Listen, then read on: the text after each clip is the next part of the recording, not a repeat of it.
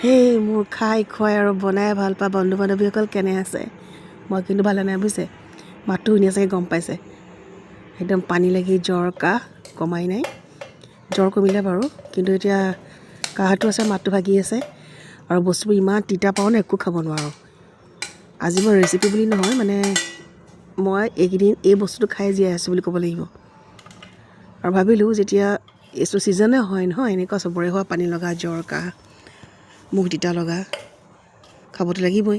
গতিকে মই যিটো ৰেচিপিৰে এইকেইদিন খাই আছোঁ, যিটোৰ ওপৰত মই নিৰ্ভৰ কৰি জীয়াই আছোঁ, ভাবিলোঁ আপোনালোকে আগবঢ়াওঁ আৰু আপোনালোকে খাই ভাল পাব। একেবাৰে চিম্পল কিন্তু খুব সোৱাদ আৰু অসাধাৰণ সোৱাদৰ। মই বিলাহী লৈছোঁ দেখিছে কাটি পেলাই, জলকীয়া লৈছোঁ, নহৰু কেইফুটামান লৈছোঁ, খেজুৰ লৈছোঁ 4-5টা গুটি গুচাই পেলাই, এফাল নেমু, গোটেইখিনি মই মিক্সিত ভালকৈ পিচি ল'ম।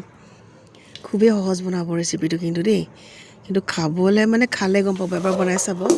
আৰু মোৰে মাত ভাঙিলে যে খাব লাগিব এইটো নহয়, এনেই আপোনালোকে বনাই খাই চাবচোন।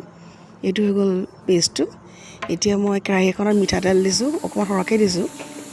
তেলখিনি ভালকৈ গৰমতে দি দিছোঁ মই 5 ফোৰণ, আৰু এতিয়া বাকী দিম বিলাহীৰ যিটো পেষ্ট বনাইছিলোঁ সেই পেষ্টটো। কথা কওঁতে বিৰাট দিগদাৰ হৈছে, কিন্তু ভাবিলোঁ মোৰ দৰেতো বহুত ভুক্তভোগী, গতিকে তেখেতসকলে খাব নোৱাৰিব আৰু নাখাই দুৰ্বল হোৱা হয়, কিয়নো আজিকালি পানী লগাটো দৰৱ খাব লগা হয়, পটককৈ কমি নাযায় দেখোন। এণ্টিবায়'টিকৰ পৰা খালেতো কিবা খাবই লাগে আৰু নহয়নে? গতিকে এইখিনিৰে মই ভাত ৰুটি খাইছোঁ, ৰুটি সৰহকৈ খাইছোঁ দেই ভাততকৈ। নিমখ দি দিছোঁ সোৱাদ অনুসৰি আৰু ভালদৰে লৰাই দিছোঁ। এইখিনি মই গেছৰ ফ্লেমটো একেবাৰে বেছি কৰি থৈছোঁ। এটা উতল অহাৰ পাছত কিন্তু গেছৰ ফ্লেমটো কম কৰিব লাগিব। আৰু কিয় কম কৰা দিব লাগিব জানেনে? কাৰণ বিলাহীবোৰ ওপৰলৈ চিটিকি চিটিকি আহে। এইখিনিতে দি দিছোঁ মই অকণমান জিৰা গুড়ি, অইন মছলা একো ব্যৱহাৰ নকৰোঁ। চুপতকৈ মানে বেছি সোৱাদৰ হয়। আৰু এয়া হৈছে হালধি গুড়ি অকণমান, হালধি নিদিলেও হয় কিন্তু দিছোঁ, কাৰণ বিলাহীৰ যদি কেঁচা কেঁচা গোন্ধ থাকে বহুতে বেয়া পাবও পাৰে। আৰু এটা কথা খুব ভালকৈ মন কৰিব লাগিব, উতলটো ভালকৈ আহিব দিব লাগিব দেই, নহ'লে যিহেতু আমি বস্তুবোৰ কেঁচাই কেঁচাই লৈছোঁ, কেঁচা গুড় থাকি গ'লে খাবলৈ ভাল নালাগিব। এয়া মই ভালদৰে গোটেইখিনি মিহলাই ল'লোঁ। এতিয়া কিন্তু গেছৰ ফ্লেমটো মিডিয়াম ল'হে আছে। আৰু এয়া দেখিছে কেনেকৈ ওপৰলৈ চিটিকি চিটিকি আহিছে, কিমানখিনি কমি গ'ল। ছাইডৰ পৰা অন কৰিলে আপোনালোকে দেখা পাব এইদৰে শুহি যায়। এয়া হেতাৰে এনেকৈ মাজে মাজে লৰাই থাকিব, ফ্লেমটো মিডিয়াম ল' হাই কৰি ৰাখিব। এইদৰে ভালদৰে উতল আহিব দিছোঁ। আৰু এতিয়া ইয়াত আমি গুড় মিহলাম। গুড় 1 চামুচৰ মই 2 চামুচ লৈছোঁ। অপশ্যনেল হয়, কিন্তু দিলে সোৱাদ হ'ব। আৰু এনেকুৱা জ্বৰ মুখত খাই খুবেই ভাল লাগে। আপোনালোকে নিশ্চয় ভাল পাব খাই পেলাই। বনাই চাবচোন, বনাই পাই কেনেকৈ পায় মোক জনাব। ৰেচিপিবোৰ বনাবলৈ মানে ভিডিঅ' কৰি থোৱা আছে, কিন্তু মাতটোৰ কাৰণে এডিটিং কৰিব নোৱাৰোঁ, ক'ব নোৱাৰোঁ। আজি আৰু একো কৰা নাই দেই, চিধাই মানে আপোনালোকক দেখুৱাইছোঁ। এয়া দেখিছেনে বাৰু কিমানখিনি গোটা হৈ গ'ল। গুড় দিয়াৰ পাছত ভালকৈ কিন্তু মিলাব। ইয়াৰ পিছত এটা একদম স্পেচিয়েল টিপছ আছে।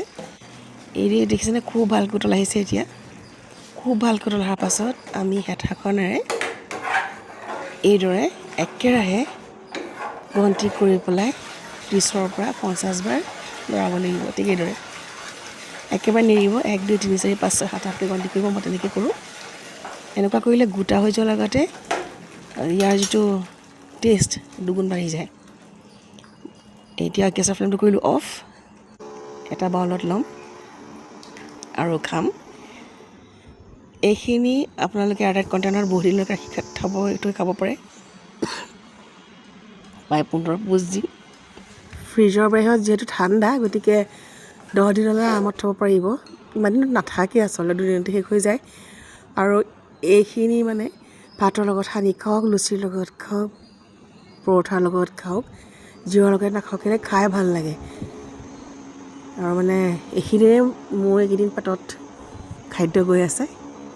নিশ্চয় মোৰ ভিডিঅ'টো চাই আপোনালোকে ভাল পাব বুলি আশা কৰিছোঁ। যদি ভাল পায় বনাই পেলাই চাব, যদি সোৱাদ পায় ভাল লাগে লাইক এটা কৰিব প্লিজ। আৰু যদি প্ৰথমবাৰৰ বাবে চাইছে ছাবস্ক্ৰাইব কৰিব। শ্বেয়াৰ কৰিবলৈ আজিলৈ আহিছোঁ। সুস্থ থাকক, ভালে থাকক, খাওক আৰু খুৱাওক।